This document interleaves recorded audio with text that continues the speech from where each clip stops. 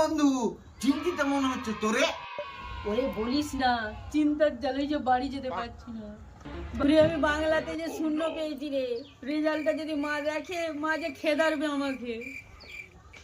তুই চিন্তা করিস না, তোর কাছে কালো কলম আছে। ও আছে তো।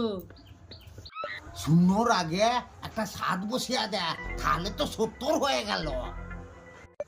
বন্ধু, এটা সেই বুদ্ধি দিয়েছিস রে। কি হয়েছে? বাংলাতে আমি 70 পাইছি। তাহলে তো খুবই ভালো কথা, দে রেজাল্টটা দেখি। কি রে শয়তানি, তোর তো 7 নম্বরে পরীক্ষা ছিল, 70 পেলি কি করে? মা, মাস্টার মনে হয় ভুল করে 60-এর বদলে 70 দিয়ে দিয়েছে। তুই কি আমাকে মূর্খ পেয়েছিস? আমি তোর মা, তোকে 60-এর মধ্যে 70 দিয়েছে, দেখাচ্ছি তোর মজা।